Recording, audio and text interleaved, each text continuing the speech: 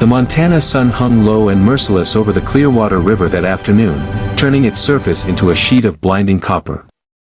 Most folks in Redemption County knew better than to cross at the bend during spring runoff, when snowmelt from the mountains turned the gentle stream into a churning beast.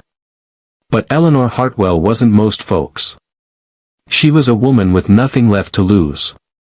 The black mare had been her husband's favorite.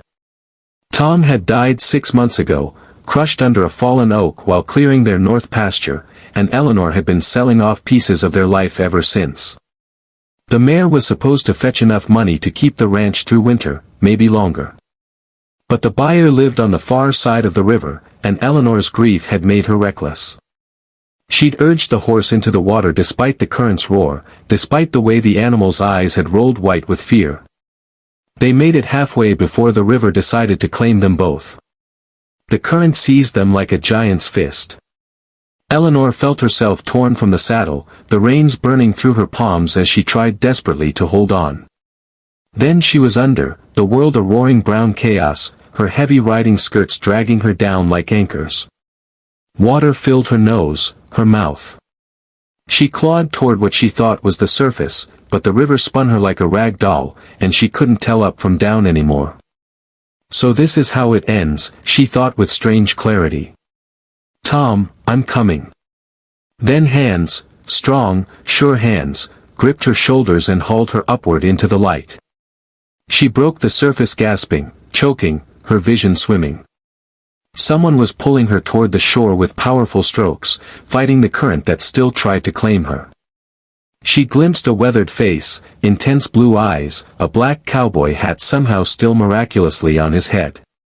Then her feet scraped bottom, and he was lifting her, carrying her up the muddy bank and laying her on solid ground. Eleanor coughed up what felt like half the river, her body shaking violently. The stranger knelt beside her, his hands steady on her back as she heaved and sputtered. "Easy now," he said, his voice like gravel wrapped in honey. "You're safe. Just breathe." When she could finally focus, she looked up at her rescuer. He was perhaps 40, with lines carved deep around his eyes from years of squinting into the sun. His clothes were soaked through, water streaming from his hat, but his eyes held a gentleness that seemed at odds with his rugged appearance. "The mare," Eleanor managed to croak. "Made it to the other side," he said. "Saw her climb out downstream. She'll be all right."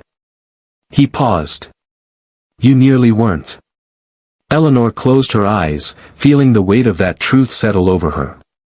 A stranger had just risked his life to save hers, a life she'd barely been holding on to anyway. The cowboys' camp was a quarter-mile upstream, tucked into a grove of cottonwoods where the river ran gentle and forgiving. He'd carried Eleanor there when her legs wouldn't hold her, and now she sat wrapped in a rough wool blanket by his small fire, still shivering despite the flames. Her wet clothes clung to her like a second skin, cold and miserable. "Name's Cole Brennan," he said, pouring coffee from a dented pot into a tin cup. "Been tracking stray cattle up from Texas. Lost the trail about a week back, figured I'd rest here before heading home. Eleanor Hartwell." She accepted the coffee gratefully, wrapping her hands around its warmth. "I owe you my life." Cole shook his head. "Don't owe me anything. Just happened to be in the right place." He studied her with those penetrating blue eyes. "Though I got to ask, what possessed you to cross at the bend? Local woman like yourself should know better." The question, asked without judgment, broke something loose inside Eleanor. Maybe it was the near-death experience, or maybe it was simply that this stranger had pulled her from the depths and expected nothing in return. Whatever the reason, the truth came spilling out. She told him about Tom, about the empty house that echoed with memories, about the bank threatening foreclosure. She told him about selling their possessions piece by piece, watching their dream dissolve like morning frost. She told him things she hadn't even told her sister, how some morning she couldn't remember why she should get out of bed, how the silence was so loud it drowned out everything else. "I wasn't trying to die," she said finally, her voice barely above a whisper. "But I wasn't trying very hard to live either." Cole was quiet for a long moment, feeding sticks into the fire. When he spoke, his voice carried the weight of understanding. Lost my wife and baby daughter to fever, 7 years back. For a long time after, I was just going through the motions. Breathing but not living. He looked up at her.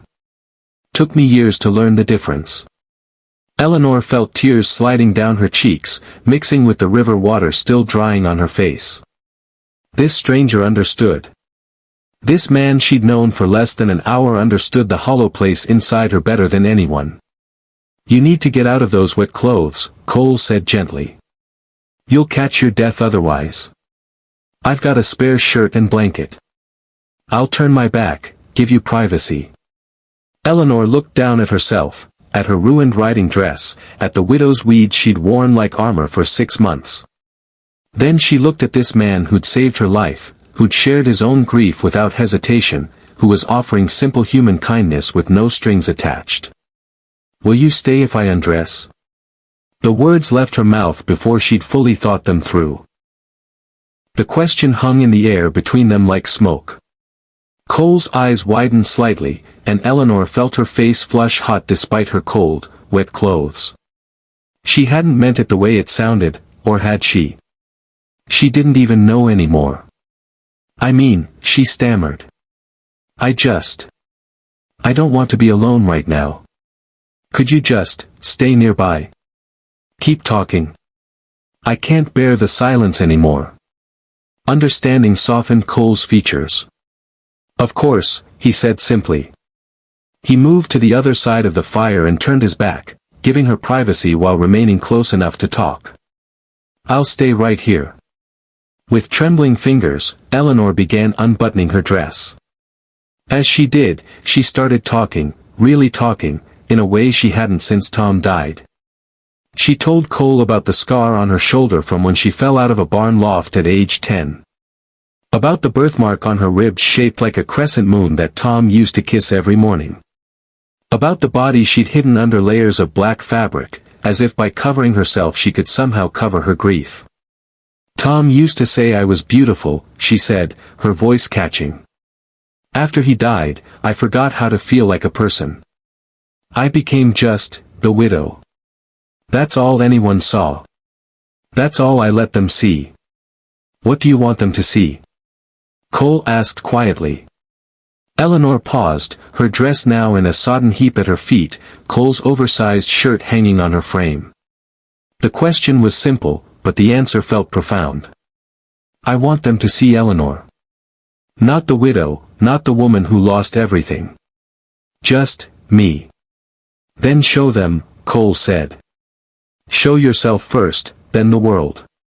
As Eleanor wrapped herself in the blanket, now dressed in dry clothes, she realized something startling. Her question, will you stay if I undress?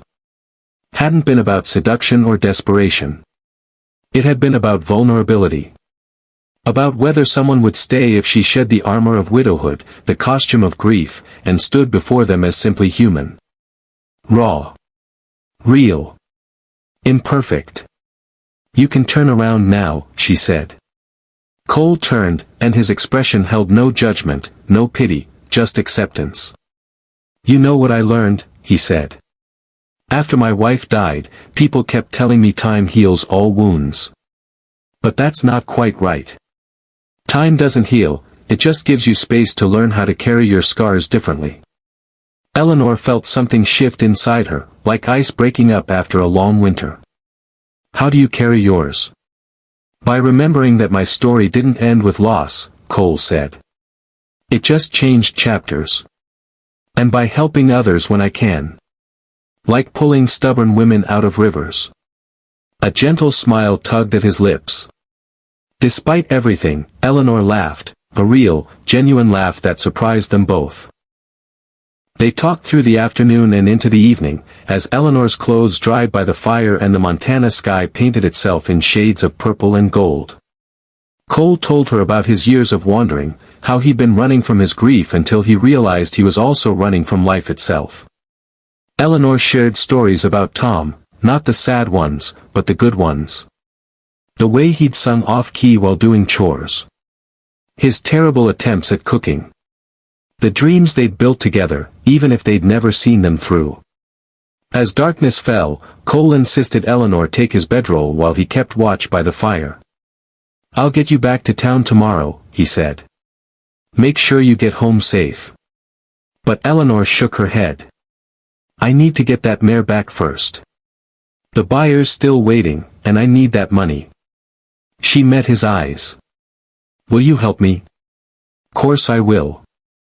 The next morning, they crossed the river together at a safer ford upstream. Cole stayed close, his steady presence a comfort as Eleanor's horse picked its way across. On the other side, they found the black mare grazing peacefully, none the worse for her adventure. The buyer, a kind-faced rancher named Peterson, paid Eleanor fairly and threw in extra when he heard about her ordeal. "Your husband was a good man," he said. "Helped me out more than once. This is the least I can do." As they rode back toward Eleanor's ranch, she felt something she hadn't felt in months: hope. Not the desperate, grasping kind, but something quieter and stronger, the sense that tomorrow might actually come, and she might actually want to see it. At the property line, Cole prepared to ride on, to continue his journey home to Texas. But Eleanor stopped him. "I'm going to need help getting this place back in order," she said. "Can't pay much, but there's room in the barn, and I make a decent stew." She paused, then added with more vulnerability, "And I could use a friend." Cole's weathered face broke into a genuine smile. "Ma'am, I think we could both use that." Over the following months, Cole helped Eleanor rebuild, not just her ranch, but her life. They worked the land together, shared meals, traded stories. Slowly, Eleanor shed the identity of the widow and remembered how to be simply Eleanor, strong, capable, fully human. She learned that vulnerability wasn't weakness, it was the courage to be seen as you truly are. Cole eventually returned to Texas, but they wrote letters, and he visited every spring. Some said they might marry someday. Others said it didn't matter what they called it, what mattered was they'd saved each other in ways that went far deeper than pulling someone from a river. Eleanor kept Cole's shirt, the one he'd given her that day. On hard mornings, she'd run her fingers over the fabric and remember, sometimes you have to undress your grief, shed the armor you've worn to survive, and trust that someone will stay. Not because they pity you or want something from you, but because they recognize in you the same struggling, hoping, beautifully imperfect humanity they carry in themselves. And sometimes, if you're very lucky, they do stay. Not forever, perhaps, but long enough to remind you that your story isn't over, it's just beginning a new chapter. The river still runs past Eleanor's ranch, swift and unforgiving in spring, gentle and forgiving in summer. And Eleanor crosses it now without fear, knowing that vulnerability isn't about being reckless with your life, it's about being brave enough to keep living it, scars and all.